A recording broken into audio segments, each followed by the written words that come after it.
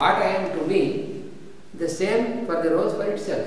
This, if I can understand, this is possible when you apply this, and then I'll have a good use, good contact, I use it, but not being influenced by all these external things. Then our contact is the real contact. That is the purpose of yoga. Dus als je kunt dat toepassen op een wat ook op een roos. Je hebt de roos voor u. Waarom noem ik die een roos? Omdat ze een bepaalde vorm heeft, bepaalde blaadjes, bepaalde geur, bepaalde kleur, etc.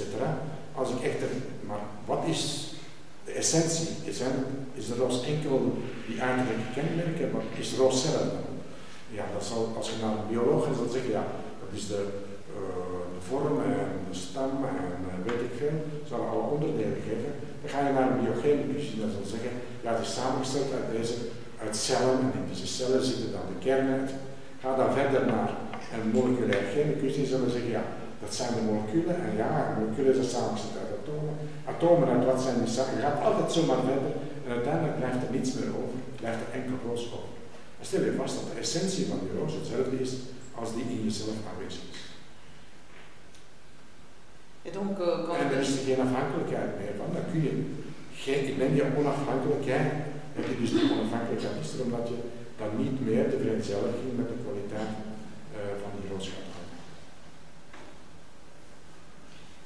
Et donc quand nous regardons une rose par exemple, nous pouvons dire oui c'est une rose, et pourquoi c'est une rose? Parce que ça a un certain nombre de pétales dans une certaine forme, avec une tige comme ça, définie par toutes les botanistes du monde, et on peut trouver quoi dans la rose?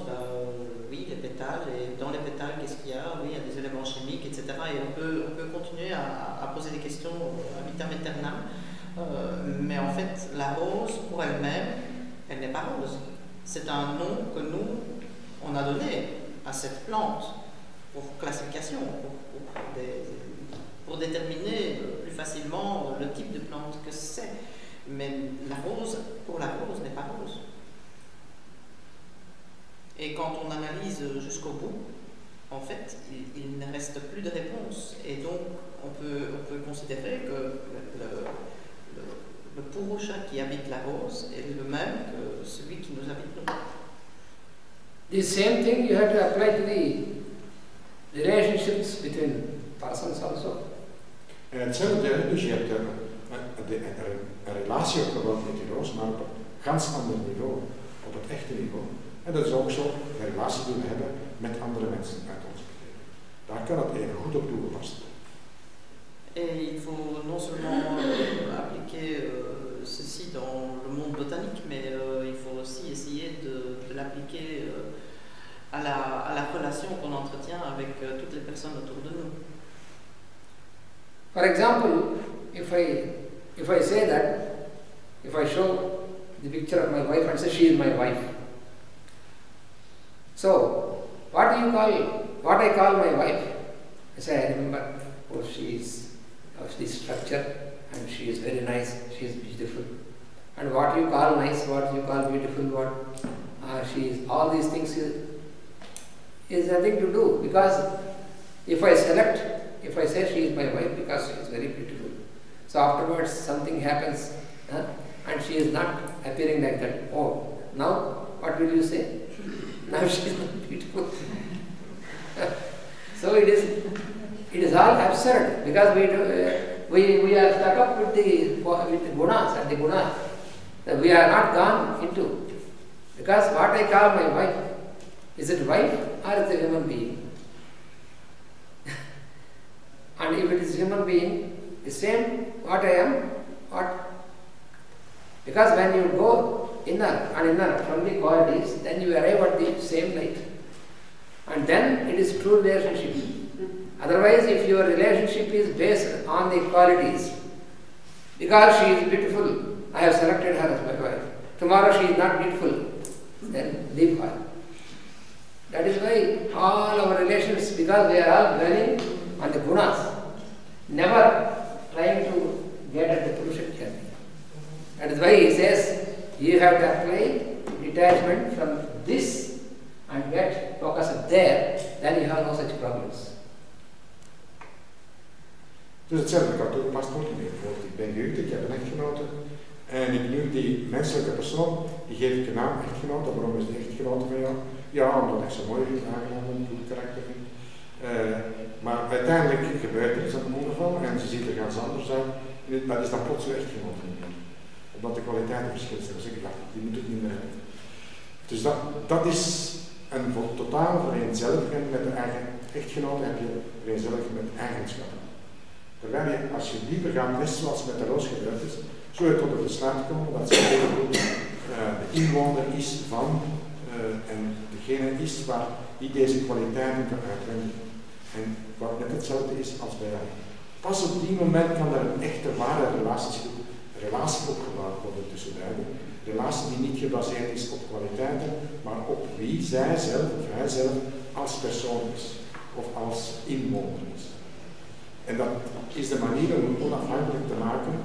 Dat is in feite wat gans de bedoeling is, om u niet meer te vereenzelvigen met eigenschappen, u onafhankelijk daarbij te maken, maar u wilt te vereenzelvigen met de inwoner die bij iedereen dezelfde is. Dan pas is er bijdrage.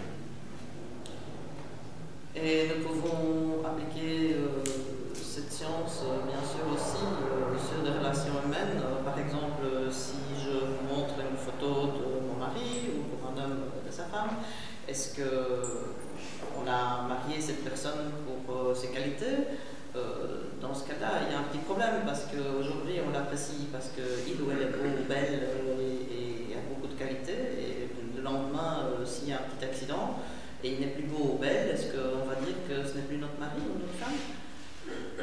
Donc nous ne pouvons pas mettre les personnes à l'égalité de leur qualité, mais on doit comprendre que tout comme pour la rose, que le pouvoir d'une personne est plus important que ses qualités, et pour finir, que c'est la même chose qui habite dans nous, c'est-à-dire notre pouvoir est le même que le pouvoir de l'autre personne. So also with the incidents and situations, for example, if I have applied, because suppose some of my friends say that, oh, in the University of Ghent or the University of Brussels, there is a requirement for a professor in Sanskrit. Then I say, oh, because I am in Sanskrit, then I will apply for this, a professor post. And then suppose they have given letter, you are appointed, and then I start to think whether I have to join here. If I have to join here, I have to leave my home at India. And what shall I do now? That means I have not applied this properly. Because if I have applied this, then I will think, then only is it required or not. Then I will not apply if it is not required. If it is not required, I will not apply for this. But after applying, after coming to the point, then I am not able to decide whether I have to be here or to be there or do this or do that. That means you have not applied Vairagya. If you have applied Vairagya, it will be when you want to start, then it itself. Is it required or not? That is where we have to apply. So with situations also, this is the example. Hetzelfde met ons voorgaande met situaties, dat we de juiste verhaal, de juiste instelling, dat betekent bijvoorbeeld, er wordt in Gent en in Brugge, in Gent en in Brussel, de universiteiten vraagt men een professor Sanskriet. Ik ben dus zelf dokter in Sanskriet en ik denk, ja, dat lijkt me interessant. Ik ga daaruit sturen een cv in en ik krijg een antwoord, ja, het is positief. Je kunt afkomen en er wordt een interview gedaan. Ja, dus we willen nu aanwerven, maar dan moet je gaan verreizen naar India. En pas dan realiseert men zich waar de problemen zijn. Ga ik nu in India willen blijven? Ga ik naar hier komen? Wat zal er veranderen? Hoe gaat men inkomen? En er komen een heleboel vragen. Maar dat is te laat of op het verkeerde moment. Maar het eerst bij zichzelf de vraag moeten stellen, is dat wel nodig? Heb ik dat wel nodig? Is dat wel nodig? Dat ik dat ga doen. Het ene is, de laatste vraag is in feite, is Vairagya. De eerste vraag was er eentje van rechtheid, positie, vereenzelvigen met uw eigenschappen. Er wordt Sanskriet professor gedacht, ik ken Sanskriet. men gaat daarop in. In plaats van eerst en vooral bij zichzelf te raden te gaan, is dat nu nodig, is dat belangrijk voor mij, ja. Et donc la même chose peut être appliquée non seulement à des personnes mais aussi à des situations. Quand par exemple Ananta voit ici à l'université de Gand ou de Bruxelles par exemple qu'il y a un poste pour un professeur en sanskrit, lui qui est docteur en sanskrit pourrait éventuellement solliciter et s'il va à l'interview et il est pris parce qu'il est bien sûr très fort, il va devoir décider finalement si vraiment il a le poste, s'il veut quitter l'Inde, si ça va marcher, si sa famille veut déménager avec lui et s'il va bien être à la hauteur pour des élèves en Europe, etc., etc. Mais toutes ces questions-là, c'est la mauvaise forme de prendre une décision. En fait, le vrai vairagya aurait été de poser la question au départ, est-ce que c'est vraiment nécessaire? Est-ce que je veux faire ça? Et là-dessus, la réponse aurait été non. Donc, en fait, la décision a été prise sur un faux vairagya, sur un vairagya qui n'en était pas un, qui était attaché à des goûts, donc à des qualités, à le prestige d'un poste et d'avoir de l'argent et de pouvoir dire qu'on travaille à l'extérieur. In fact, I really got an offer. When master was there, after I got my from the university my post graduation and doctorate and all these things, then there was a letter from here, from Emma Grahi, and there is an offer here for your son for a professorship in Sanskrit in Brussels University. And then my father called me and said, there is a letter for you, and if you want, you can go and join as a professor. It's a very good opportunity for you, he said. And I said, I don't know anything. I don't know about Vairagya or anything. I know only thing, what you say I will do. I don't know anything. So if you say, then go. If you say no, I will stay. Then he said, you need not go. We were very lucky. Then first he said, there is a good offer if you want to go. And I said, I don't know anything. I am ignorant. So please you decide. And then he said, you need not go for this. You will go for other purpose, but not for this. That really happened. Et donc cette situation s'est présentée véridiquement quand il venait de terminer. Ananta a reçu une lettre de l'université de Bruxelles pour venir enseigner le sanskrit ici à l'ULB. Et comme il ne savait pas très bien quoi faire, son maître et donc son père en même temps lui a dit vas-y, c'est une bonne opportunité, pourquoi pas. Et Ananta a répondu qu'en fait il ne savait rien et que c'était mieux que son père décidait parce qu'il n'était pas sûr de vouloir l'un ou l'autre. Et quand le père a vu que la réponse était basée sur un bon jugement, il a dit non, c'est bon, tu ne dois pas y aller, tu iras pour d'autres choses, mais pas comme ça. I can't say that I have vairagya, but I only said I don't know. I will follow you what you say, surrender to him. That is a simple thing. Dus die situatie is weer in de werkelijkheid toch voorgevallen. Maar toen was hij net afgestudeerd als dokter in Sanskrit, postdoctoraat gedaan. En er kwam Emma Brahi van het Luik, die had een vraag gekregen vanuit de Universiteit van Brussel. En dat ze niemand kende die als professor, want die professor daar die was als professor Sanskrit kon optreden. Dan zegt hij, ja, ik ken iemand met de zoon van de meester. Een mooie brief naar de master toegeschreven. Hij zegt, ik denk dat het iets voor u is. Een aantal begon te praten met mij vroeg. Hij zegt, wat vind je daarvan? Is het wel verstandig van mij om zoiets te doen? En de master wil zeggen, in feite niet. Je moet wel naar hier naartoe gaan, maar niet voor u. En dat is wat er nu gebeurt.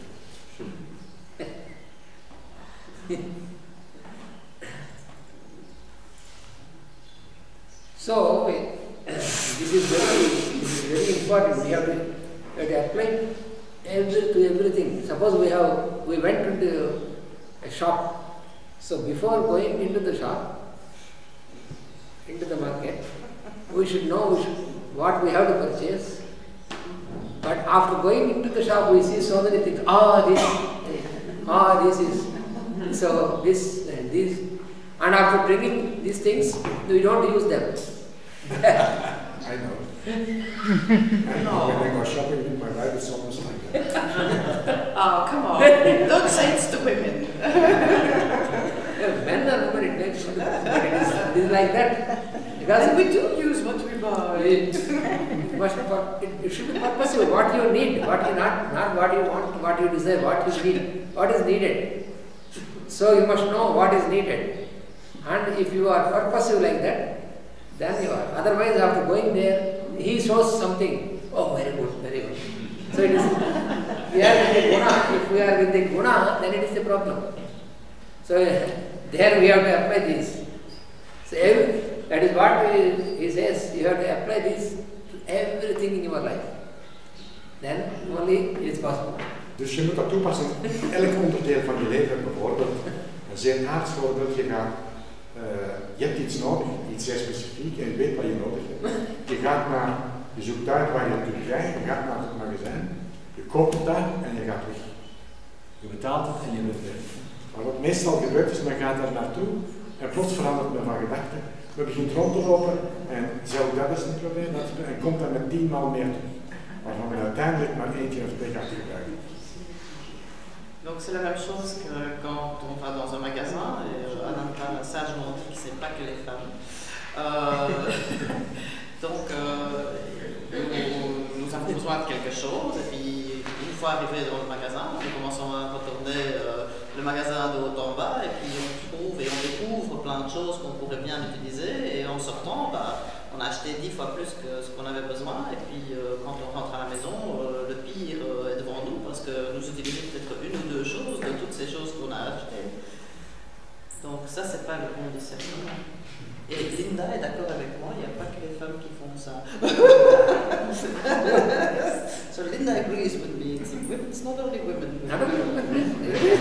I did not say it. Anybody, because practice of yoga is for everybody. Ik ben daar nooit langer dan 5 minuten binnen. For example, if I need a shoe and if I go into the shop,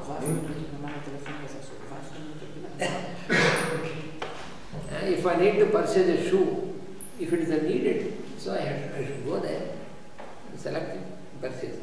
And whether if the cost of the shoe is 50 euro or 100 euro or 500 euro, there will be a shoe of 1000 euro also, maybe. Yes? But for me, what is needed is a shoe. And I should not compare, oh, my friend has a shoe which is 500 euro and I should purchase. Then you are caught in this. So, what is needed? So, always apply for everything. You should not say that, oh, Vairagya is for all spiritual things. These are all mundane things. So, you should not separate like this. Dus het is, bijvoorbeeld je wilt een paar schoenen, je weet ongeveer, je weet welke maat je hebt, je weet welk model je best past en wat soort van zolen. En je hebt alles al voor je hoofd wat je wilt hebben. Je gaat naar een winkel en je koopt de schoenen en je komt terug. Dat is één, dat is een verstandige toepassing. En de tweede, waarbij je gezond verstand hebt gebruikt, de tweede is, je komt binnen, je ziet die schoen staan en dan wil ik daarnaast staan er nog een mooiere. Kijk nog ergens verder en dan staat er een van 500 euro, 100 euro, 200 euro. Dan denk je plots aan je vriend, ja, die had er een van 500 euro. Wel, ik moet toch minstens iets hebben dat even goed is en dan begint je. Je begint te passen en komt dan terug thuis met schoenen die veel duurder waren dan je origineel gepland had, die je enkel gekocht hebt voor het menselijk opzicht. Dat is dus geen Vairagya. Het is niet enkel voor spirituele dingen, hè, wat men altijd zegt. Vairagya, spirituele dingen, dus onthechtheid. Nee, het is iets wat je in je dagelijks leven voortdurend moet toepassen. Op alle mogelijke momenten, alle mogelijke situaties. Et donc Vairagya est bel et bien quelque chose qu'on doit appliquer tous les jours dans notre vie quotidienne, parce qu'on ne peut pas dire justement c'est une théorie et le laisser de côté parce que c'est utilisé seulement pour des choses spirituelles. Non, non, on doit aussi l'appliquer. Par exemple, si on va chercher une paire de chaussures, on sait exactement ce qu'on doit avoir, mais quand on rentre dans le magasin et on trouve une paire à 50, à 100 ou à 1000 euros, il faut prendre ce qui est nécessaire pour soi et pas parce que le voisin a acheté une paire de 1000, c'est pas nécessaire pour vous d'acheter une paire de 1000. If I have purchased a shoe which is costing 2,000 euro, can I say that I wear this shoe while I am sleeping, while I am taking shower, always I wear this shoe? If it's a golden shoe for 2,000 euros, maybe yes. Its purpose is the same. So we must know the purpose only, the applicability and the purpose, and then that is why yoga is most practical science. That is why I told you, it makes you to use your common sense. Yoga is een praktische wetenschap en het verplicht u om uw gezond verstand te gaan, meer en meer te gaan gebruiken en toepassen. Want als je nu een paar van 1000 euro of van 50 euro aan je voeten hebt en passen in de bloed, gaat het een verschil maken. Ga je daar beter mee wandelen? Of ga je met die van 1000 euro daarmee slapen en onder de douche? Donc c'est très important de savoir prendre la bonne décision. Parce que si par exemple on prend la paire de chaussures à 1000 euros, par après est-ce qu'on peut dire qu'on va prendre une douche avec ou on va se dormir avec? Faut regarder les applications pour lesquelles on en a besoin et pas dépenser juste comme ça. Donc le Vairagya c'est pas ça du tout. C'est appliquer seulement ce qui est nécessaire et ce dont on a besoin. Et pour le but que ça doit servir. So now we have a break and then we come back for study of Gita. And today we have the full moon meditation, don't forget that. At 8 o'clock, means after dinner, we will assemble here for full moon meditation. Dus vanavond, we gaan eerst even een break nemen. Is dat ook?